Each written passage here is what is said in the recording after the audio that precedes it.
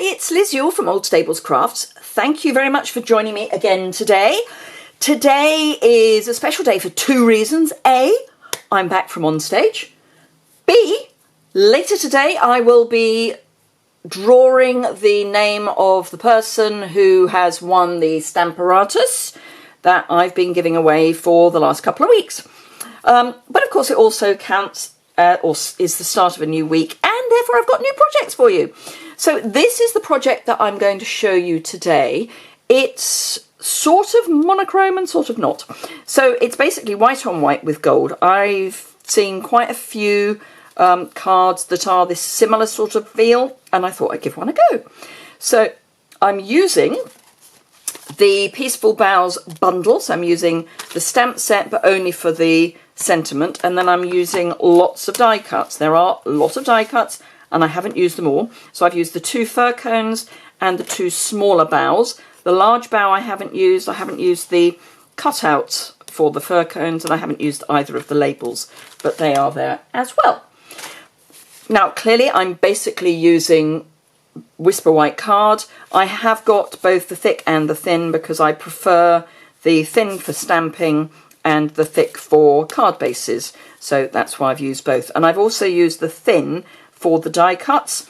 Now these are layered, 3 layers deep. I've also used some gold foil and I have gutted it. Don't worry, I haven't wasted, it's gutted.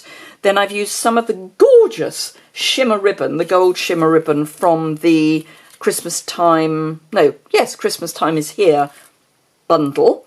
Sweet, that's the word I'm looking for. And I've also used some of the gold glimmer dots from that as well. So let me show you how I've made it. Now I have done some prep because I cannot imagine anything worse than watching someone die cut all of these pieces. I've also cheated a teeny weeny bit because although on my original I glued everything together using the mono glue and my sticky sponge, these ones I've die cut with double-sided sticky on the back because it is quicker, but that's the only reason. Right, the first thing to do, I've got 2 of everything stuck together, and I just thought I would, I know it's not rocket science, but just show you how to pop them all together and how it does make quite a difference if you layer these up. They suddenly become very much more part of the whole look. Did I leave it on the back? Yes, phew.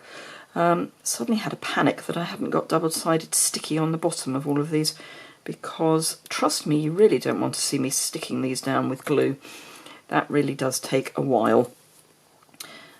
But I did think I would just show you how easy it is just to line these up. Now for these I would highly recommend the brush adaptation for your Take the Pick tool, because it does help get all the little bits out of your die cuts. Otherwise you're there with the pointed end of the Take Your Pick tool for quite a while. So do bear that in mind. The brush is available from the annual catalogue, so that's easy to find. Do obviously, if you haven't got an annual catalogue, let me know if you're in the UK and I will get one out to you. That's assuming you don't already have a demonstrator you work with, because obviously they would be the person to ask otherwise.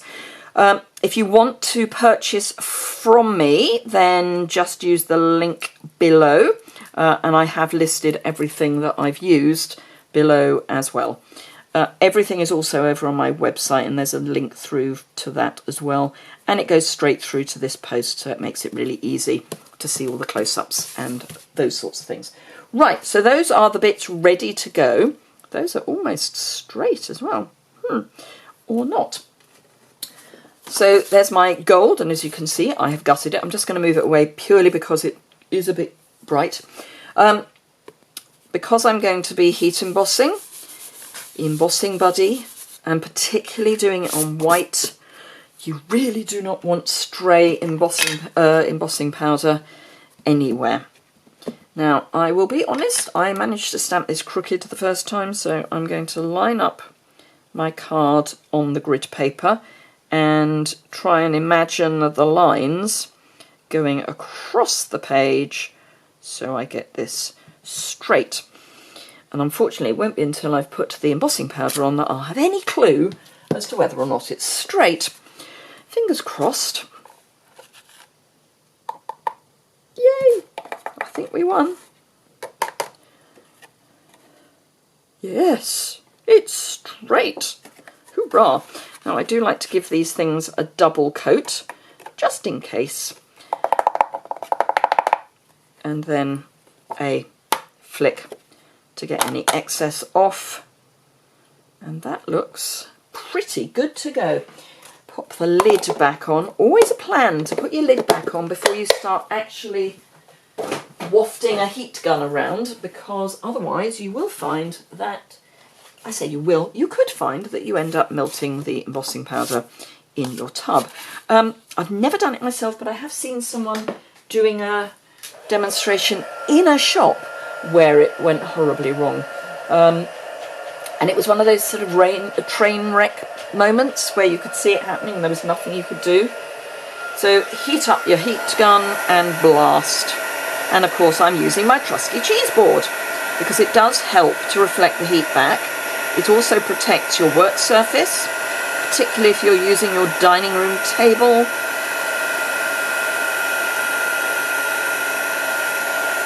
There we go. And because I'll be putting adhesive pretty much across the whole of the back, that will then straighten out nicely. And of course we're sticking bits on as well. Okay, so I've got embossing powder that I can feel even if you can't see it. Right, next thing to do is just to position where I want my die cuts. And I am going to go over the edge just a little bit, which reminds me to bring in a silicone mat so I don't end up sticking myself to my grid paper. So yes, I am going to go over the edge a bit because I do have the gold to go behind, and then I will actually trim off anything that goes beyond the gold. It's personal choice, but I just didn't want the embellishments to go over the edge of the gold. I'm quite happy for them to go onto the gold. In fact, I want them to go onto the gold. I just don't want them to come off the other side, if you see what I mean. So I will be trimming those back.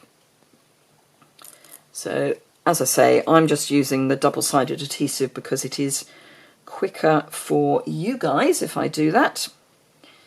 Come down a wee bit more. There we go. And then the last one is our baby fir cone, and again I'm going to come so that's just peeking onto the gold when we get there. Now I have got, where's my brush? I've got a piece of something that I don't want because it's red, and the last thing I want is any actual colour. So this is the brush I use to get rid of embossing powder that's in the wrong place, and it does work quite well just to brush things away. Right, now I'm going to pop snail round the inside of the frame, so where I've gutted I'm putting some snail. Then I know that I'm away from the edge, but also that I have caught the edge of the frame, because you do kind of want that to be attached to your mat. And then pop my main piece centrally, preferably in every direction. Fingers crossed. There we go. Get rid of my silicone mat, and I am going to bring in a big pair of scissors just to chop the edges off, because we've got 3 pieces of cardstock that we're trying to get rid of, and I'm sure my snips could deal with it, but I kind of don't want to risk it just in case. So let's get rid of the bits that are already off, and then just trim the last little bits. And I'm just popping the cardstock against the edge of my scissors and trimming anything that's in the way, basically. It's quite an easy way of making sure you're cutting straight.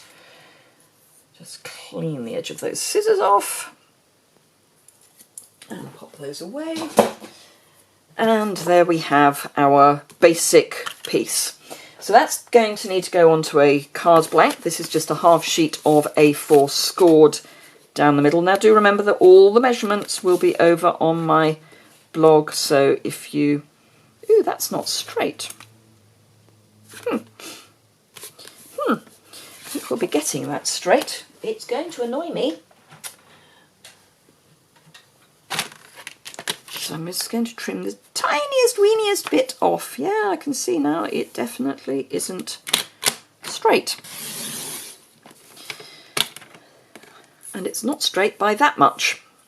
The new paper trimmer is brilliant for things like this. It does the smallest little cuts.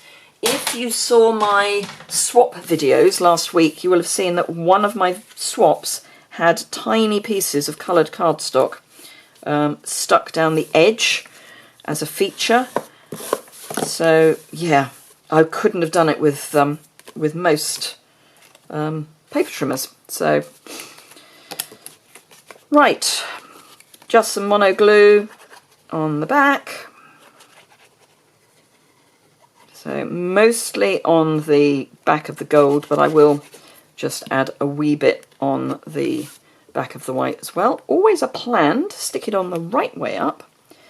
Call me old-fashioned and all that, but the right way up kind of does it for me.